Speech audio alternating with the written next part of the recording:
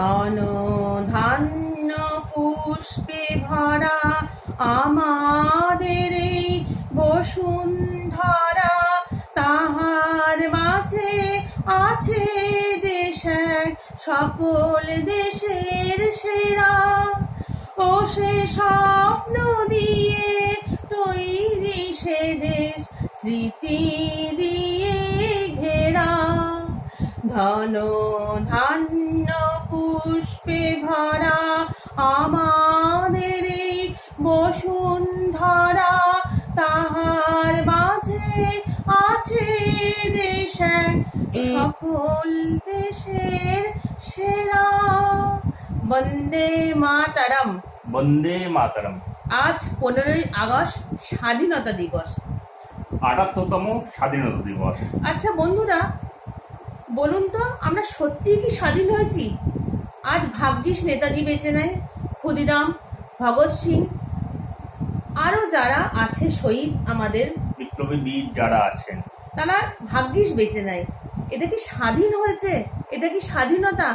না আমরা নিজেদের মনের কথাটা ব্যক্ত করতে পারি, না প্রতিবাদ করতে পারি, না শান্তি শৃঙ্খলা করে বেঁচে থাকতে পারি এবং নিজেকে রক্ষা করতে পারি।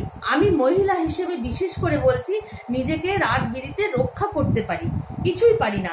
এক তো ইংরেজরা চলে গেছে, ঠিক আছে স্বাধীন হয়েছে ওটা, কিন্তু ওনারা কি সত্যি করেই স্বাধীন করে দিয়ে গেছেন? দ্বন্দ্বটা কিন্তু ওনারাই লাগিয়ে দিয়ে গেছেন। এক লাগিয়ে দিয়ে গেছেন হিন্দু মুসলিমদের হিংসা, এক লাগিয়ে দিয়ে গেছেন আমাদের দেশের রাজ্যের পাশে রাজ্য ভাগ, দেশের পরে দেশ ভাগ, এইগুলো তো দ্বন্দ্ব লাগিয়ে দিয়ে গেছেন। এবং যেটা হচ্ছে আজকাল, 1947 সালে 15ই আগস্ট আমরা মধ্যরাতে স্বাধীনতা লাভ করেছি। অনেক চড়াই উতরাই পথ পার করে আমরা স্বাধীনতা পেয়েছি, কিন্তু আমরা এই স্বাধীনতাটা আমরা চাইনি। আমরা চেয়েছিলাম কি সবাই স্বাধীনভাবে থাকবো। কোনো রাস্তাতে কোনো মহিলা যদি রাত্রিবেলাও বের হয়, তারা ঠিক মতন বাড়িতে যেতে পারবে, কোনো অসুবিধা হবে না তার, কোনো মাতাল দ্বারা, কোনো বাজে ছেলে দ্বারা তারা আক্রান্ত হবে না। প্রত্যেকটি ছেলে মেয়ে শিক্ষার সুযোগ পাবে, স্বাস্থ্যের সুযোগ পাবে। কিন্তু আমরা কি পাচ্ছি তাই? আমরা ছোটবেলায় স্বাধীনতা উদযাপন করতাম, আমরা মনে করতাম সেদিন একটা উৎসব, সারা দিন ব্যাপী আমাদের নাটক, নাচ, গান চলতোই চলতো এবং পথসভাও চলতো। কিন্তু আজ এই যুগে দাঁড়িয়ে, এই সালে দাঁড়িয়ে আমরা ওই স্বাধীনতা দিবসটাকেই মানে ওই ফ্ল্যাগ তুলে দিলাম, কয়েকটা ছেলেদের হাতে ফ্ল্যাগ ধরিয়ে দিলাম, পতাকা ধরিয়ে দিলাম, ব্যাস। তারা বুঝলো কি বুঝলো না স্বাধীনতা কি রে বাবা, খেতে হয় না, পুজো করতে হয় না, কোথায় রাখতে হয় বা কি করতে হয় না, বইয়ের পাতায় পড়তে হয়, কিচ্ছু তারা জানে না। আমরা নেতাজি কি চেয়েছিলেন? সবাই সমানভাবে বাঁচবে। আমরা কি তাই বাঁচছি? কেউ বড় লোক আছে, কেউ গরিব লোক আছে, কেউ মধ্যবিত্ত আছে। আর কি শিক্ষা ব্যবস্থা স্বাধীন হয়েছে কিভাবে মানে একদম শিশু শ্রেণী থেকে তাদেরকে শেখানো হচ্ছে কি হচ্ছে না। বাংলা মিডিয়ামগুলো চলছে কি চলছে না। সরকার কিভাবে কি করছেন।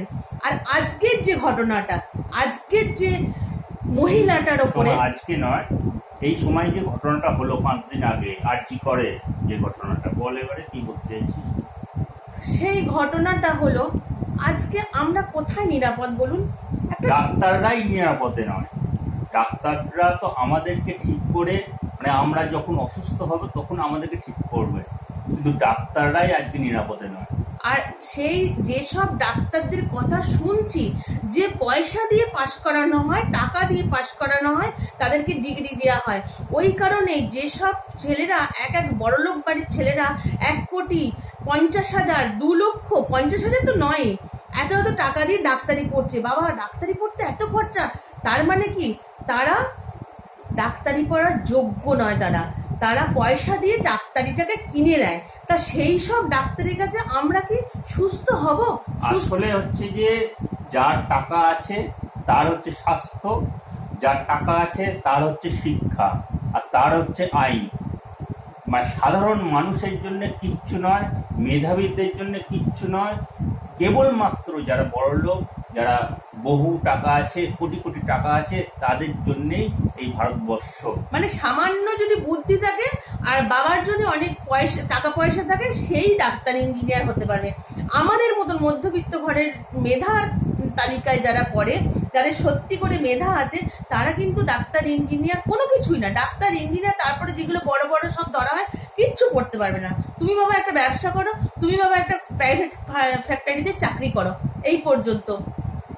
এত ভালো একটা ডাক্তারকে এইভাবে তোমরা মেরে দিলে, এইভাবে তাকে কষ্ট দিলে। প্রতিবাদ করে কিচ্ছু হবে না বন্ধুরা, রাস্তায় নামাই হবে। আবার সেই যথারীতি সেই রকমই চলবে, সেই রকমই ধর্ষণ চলবে, সেই রকমই মাতলামি চলবে, সেই রকমই ঘুষ খাওয়া চলবে। মন্ত্রী লেভেল পর্যন্ত তাদেরকে সাপোর্ট চলবে। আমরা অবাক হয়ে হাঁ হয়ে দেখব। ভাগ্যিস আজকে নেতাজি নাই, তাহলে তিনি হয়তো আত্মবলিদান দিতেন যে এইরকম ভারতবর্ষের স্বাধীন আমরা চাইনি। আসলে আমাদের সবাইকে এগিয়ে আসতে হবে। আমাদের এই সিস্টেম যেটা আছে, যেটা ভগৎ সিং চাননি, মানে কি আমরা এই সিস্টেমের মধ্যে থাকি। আমরা তো আসলে গণতন্ত্রটা কখন আমরা প্রয়োগ করি?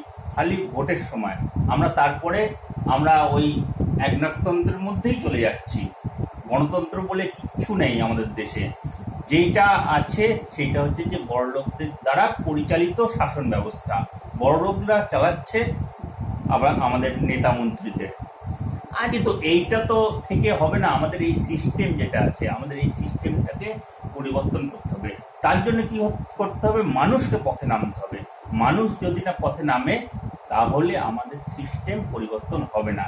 যেমনকার তেমনই থেকে যাবে, চিরকাল থেকে যাবে। আর একদিন কেউ মানে ধর্ষণ হলো, একদিন কেউ খুন হলো, একদিন কারুর মেয়েকে টেনে নিয়ে গেল, বা ছেলেদের র্যাগিং হলো, সেই 2-5 দিনই ব্যাস তাদের আন্দোলন সীমাবদ্ধ।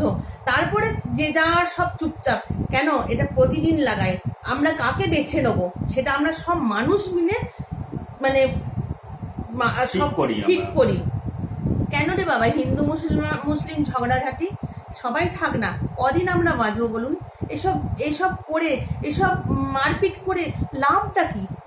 এইগুলো, এই যে একটা সরকারি এত বড় একটা প্রতিষ্ঠানের মতন জায়গায়, সেখানে যদি এরকম হয়, সেখানে রুগী ভর্তি হবে? ডাক্তারদেরই নিরাপত্তা নাই, তাহলে রোগীদের তো এরকম হতেই পারে। মনে করুন যে কোনো রুগী ঘুমাচ্ছে বা অজ্ঞান হয়ে গেছে, তার সাথেও তেমনি হতে পারে। কিছু আর বলার নাই। মানে আমাদের ভগবানকে ডাকলেও বোধহয় ভগবানও হাসছে। পুরা দেশে আর কিছুই হবে না, এইভাবেই চলতে হবে আমাদেরকে। কিছুই হবে না। এই যে ভাই আমার মাস্টার ডিগ্রি করে বসে আছে, কিচ্ছু নাই, আজকে এসএসসি নাই, নিট নেট দুটোই মানে বিতর্কের মধ্যে আছে, স্কুল মাস্টারদের চাকরি বিতর্কের মধ্যে আছে, কিছুই নাই আজকাল। আর এই যে ব্যবসা করে খাবে, সেও তো সেই অনলাইন গোটা ব্যবসা জগৎটাকে ধরে রেখেছে। সবাই অনলাইনে কিনছে, তাহলে যারা দোকান পাটি করে বসে আছে তারা কি করবে বলুন? তারা কি করে খাবে বলুন? যাই হোক, আর কিছু বলার নাই। আপনাদের মানে আমাদের যেটুকু এইটুকু বুদ্ধির মধ্যে যেটুকু বলতে পারলাম, সেটুকু আপনারা যদি নেন ভালো। আমরা কিন্তু চাই সবসময় একটা প্রতিবাদ হোক, সবসময় মিছিল করে বেরোনো হোক। আমরা সাধারণ মানুষরা, কোনো পার্টি পলিটিক্সের কথা বলছি না আমি। আর শিক্ষা ব্যবস্থা, সরকারি স্কুলগুলোকে আমরা পারি ঠিক করতে। আমরা গার্জেনরা যে বলি না, না আমরা প্রাইভেট স্কুলে পড়াবো না, সরকারি স্কুলগুলোকে উন্নতি করতে হবে, এই সাবজেক্ট রাখতে হবে, এরকম করে পরিচালনা করতে হবে। দেখুন তো হয় নাকি? আপনারা ভাবছেন আমি বলছি, আমি কি সত্যিই বেরোবো? হ্যাঁ বেরোবো। 5 জনা যদি বেরোয়, তার সঙ্গে আমি একজন বেরোবো। চলুন আজকের ভিডিওটা এখানেই শেষ করি, আজকের কথোপকথনটা এখানেই শেষ করি। সবাই ভালো থাকবেন, সুস্থ থাকবেন, এই কামনা করেই শেষ করি। আবার আমাদের দেখতে দেখতে আবার একটা স্বাধীনতা দিবস চলে আসবে, সেই রকমই থাকবেন। চলুন, টাটা, গুড নাইট। টাটা।